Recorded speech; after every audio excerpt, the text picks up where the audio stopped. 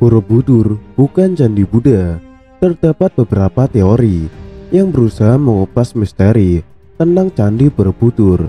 Di antaranya mengatakan bahwa candi Borobudur dibangun pada masa dinasti Syailendra dengan berbagai bukti ilmiahnya. Terdapat pula teori dari Kiai Haji Fahmi Basya yang mengatakan bahwa candi Borobudur dibangun pada masa Nabi Sulaiman, didukung dengan berbagai bukti-bukti yang dikemukakannya.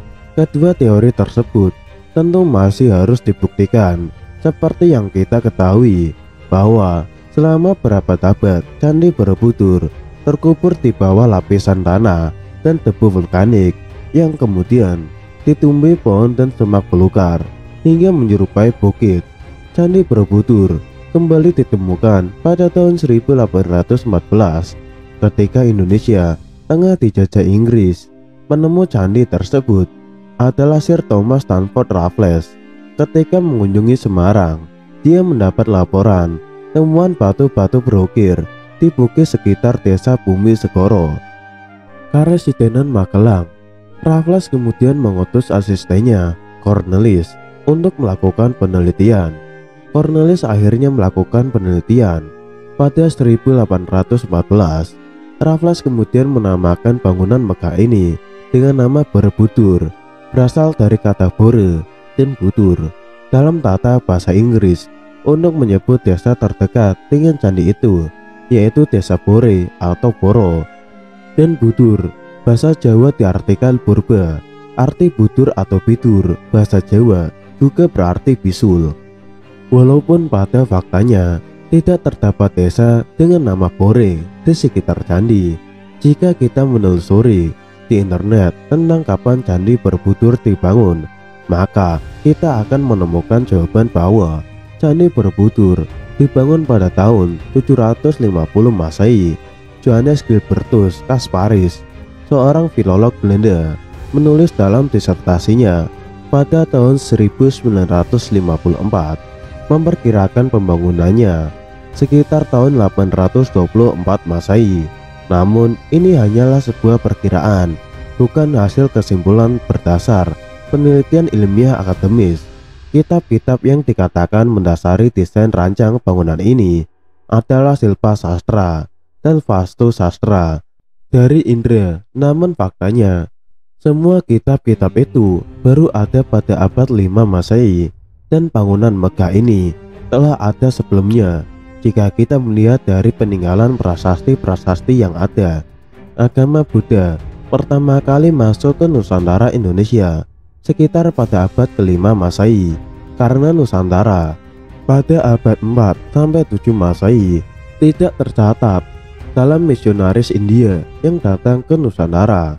Maka diduga pertama kali agama Buddha dibawa oleh pengelana dari Cina bernama Fahian. Namun orang-orang Tiongkok dari Fahian sampai Ising datang ke Indonesia adalah untuk belajar dan bukan membawa Buddhisme dari negaranya. Kumpulan tulisan Fahian yang dikenal dengan judul A Record of Buddhist Kingdom atau catatan negara-negara Buddhis menulis bahwa di Jawa saat itu kepercayaan yang berkembang adalah Hindu, Buddha, dan kepercayaan animis, kepercayaan asli. Dalam catatannya tersebut secara tidak langsung mematahkan teori yang mengatakan bahwa agama Buddha dibawa olehnya dan mematahkan teori yang mengatakan bahwa Buddha masuk ke Indonesia pada abad ke-5 Masehi berdasarkan pada buku perjalanan biksu Tiongkok Fahian di tahun 399 sampai 414 Masehi. Terjemahan dari Korean Recension teks bahasa Mandarin oleh James Sledge memiliki arti sebagai berikut.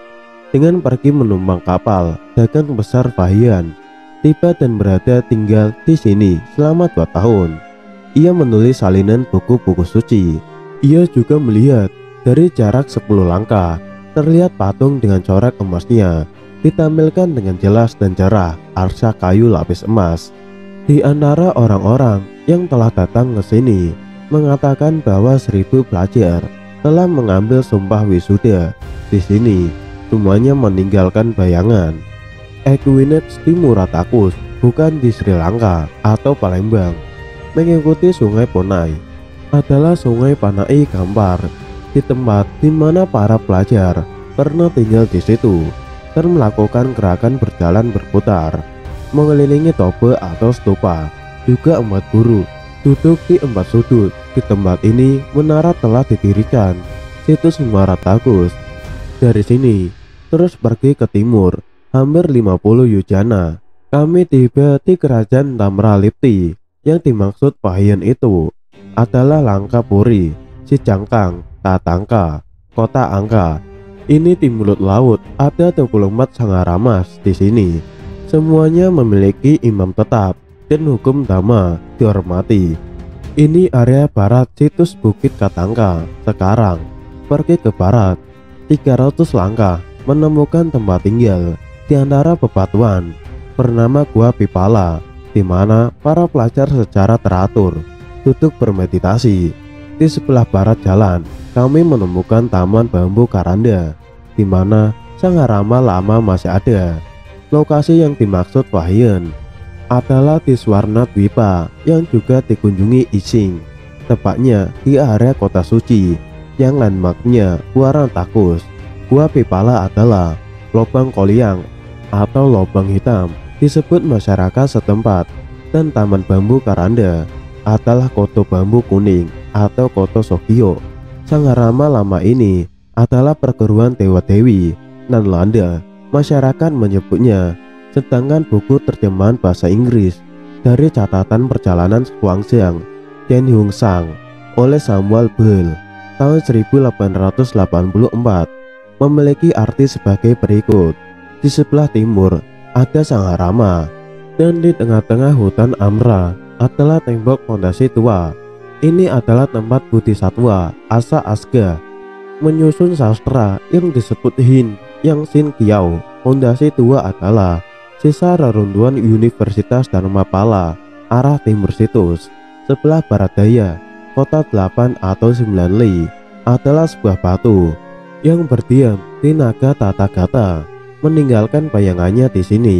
Ini adalah tradisi, tidak ada sisa bayangan yang terlihat. Di sisi kota adalah Sangharama tua yang ada dinding pondasinya saja. Disinilah Dharmapala Bodhisatwa membantah argumen para bidat, ajaran sesat. Di sampingnya ada stupa yang dibangun oleh raja, sekitar 200 kaki tingginya. Ada stupa para murid yang menderita penyakit dengan berdoa di sini, kebanyakan disembuhkan. Di dekat ini ada bekas tanda di mana Tathagata berjalan ke sana kemari, beradaksina, prasawiya, tawaf di lokasi situs Muratakus. 24 sangaramas yang dilihat Wahyan adalah berada di bagian barat sudut timur kota suci atau Muotakui, adalah sebutan terdahulu area ini sebelum disebut Muratakus.